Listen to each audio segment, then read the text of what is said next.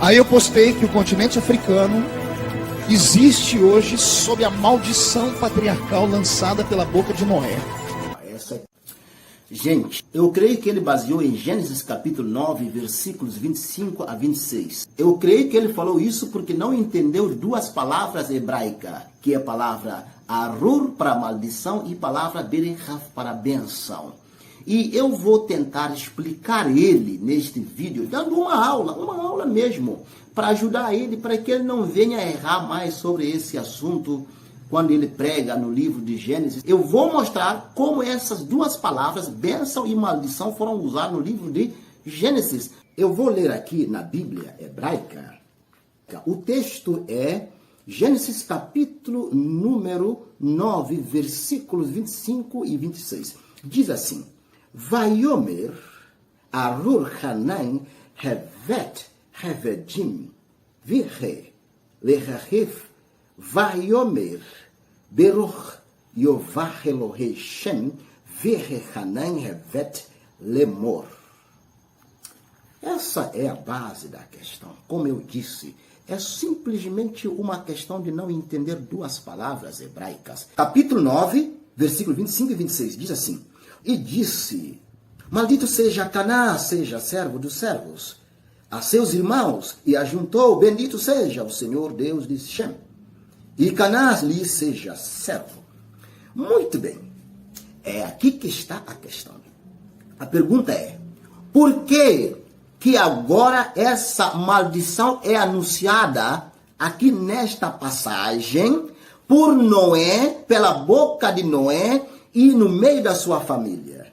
Outra pergunta a fazer, por que Noé se embriagou? E por que se deitou nu na sua tenda?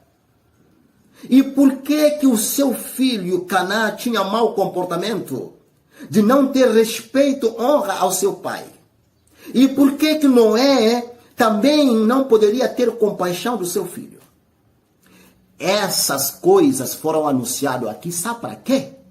Para mostrar que Noé também, ele e sua família, a maldade do pecado que vem sendo anunciado, alcançou a ele e toda a sua família. Essa é a proposta dentro dessa gama de grande narrativa do livro de Gênesis, a partir de capítulo 3 a capítulo 11. Mostrar que o pecado atingiu todas as pessoas de maneira geral, sem distinção, sem discriminação. Entretanto, não se trata de uma maldição específica. Não se trata de uma maldição a um povo da terra, a uma raça, ou um continente, ou uma nação. Trata-se aqui de uma maldição, maldade generalizada. Mas por que, repito outra vez, por que é anunciado essa maldição aqui na família de Noé? Sabe por quê? Porque Deus queria deixar muito claro que Noé não era justo, Marcos Feliciano. Deus estava mostrando que Noé não era justo, como muitas pessoas erroneamente interpretam a Bíblia por falta de conhecimento, dizem que Noé é justo. Noé não é justo. E Jesus disse que na época de Noé, as pessoas comiam e embriagavam. Está lá em livro de Mateus, só olhar lá. E qual foi o pecado de Noé? O pecado de Noé foi também de embriaguez. Isso é só fazer analogia fidei, analogia fidedigna. Com cautela, você vai ver. Noé cometeu o mesmo pecado que seus contemporâneos cometeu. E outra coisa, não tem aquele versículo no capítulo 6 do livro de Gênesis que fala que Noé é justo, íntegro.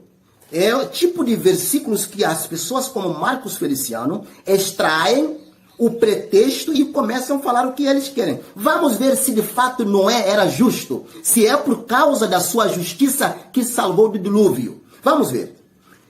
Gênesis capítulo número 6, versículo 8 e 9. Diz assim: Eis a história de Noé. Noé era homem justo e íntegro entre os seus contemporâneos. Noé andava com Deus. Muito bem. É assim. As pessoas que interpretam a Bíblia apapagaiadamente, como Marcos Feliciano, eles que saem com esse versículo falando que Noé é justo. E por causa da sua justiça que ele foi salvo. Agora, olha o versículo número 8, que é imediatamente anterior a esse versículo 9. Diz assim: porém, Noé achou graça diante do Senhor. Veja que, antes de Noé ser tido como uma pessoa justa, versículo 8 já antecipa nos dizendo que Noé achou graças diante de Deus. Ou seja, a justificação de Noé é regido pela graça de Deus. É a graça de Deus que o conduz à justificação. É por causa da graça que Noé foi tido como um homem justo. E mais do que isso, Noé, sua aliança com Deus é chamada de aliança da preservação. Ou seja, Deus estava sendo gracioso com ele para lhe usar como um instrumento para guardar e preservar as criaturas que Deus queria manter sobre a face da terra. Deus estava sendo gracioso com Noé. Como Deus foi gracioso com Noé para lhe salvar do dilúvio, e as pessoas ficam pensando que Noé é justo. É por isso que lá no capítulo 9, Deus demonstra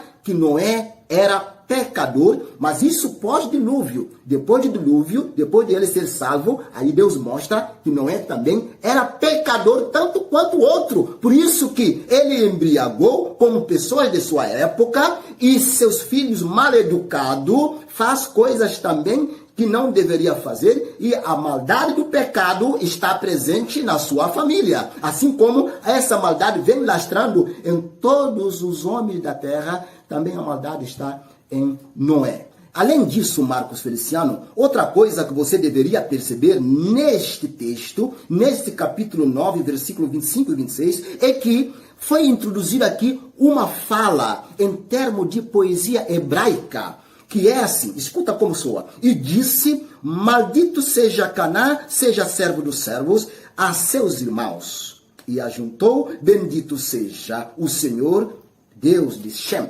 Usou-se a poesia hebraica na forma de paralelismo, porque a poesia hebraica, ela funciona com paralelismo. A poesia hebraica não é composta em forma de métrica, como é a poesia ocidental, mas aqui é um paralelismo. E o tipo de paralelismo usado aqui é chamado pelos estudiosos de paralelismo antitético ou paralelismo de contraste. Contraste porque a ideia da palavra já disse. Perceba que há um contraste estabelecido aqui. Maldito seja Canaã e bendito seja Shem.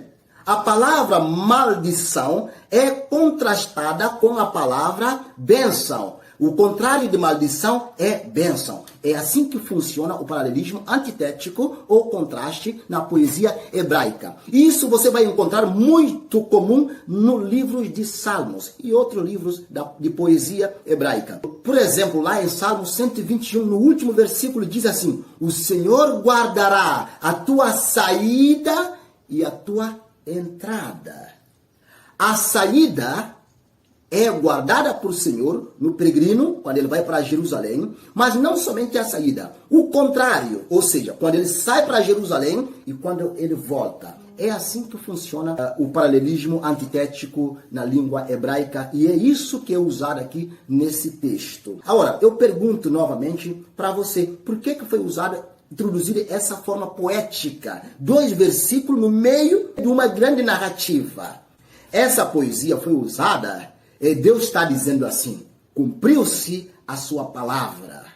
Ou seja, ele havia dito, se Adão comer o fruto da árvore, a maldade, as consequências vão ser drásticas. Então, essa é a ideia do uso da palavra maldição dentro desse grande gama de narrativa do livro de Gênesis, que começa de capítulo 3 a 11. Eu repito, para que Marcos Feliciano aprenda isso uma vez para sempre. Portanto, essa é a suma da questão. É mostrar que a maldade que é originária da queda, alcançou a toda a raça humana sem distinção, sem discriminação. Até mesmo Noé, que havia sido livrado de dilúvio, ele também foi alcançado pela maldade do pecado. É por isso que a maldade do pecado é anunciado e ato pecaminoso é encontrado na sua família e próprio ele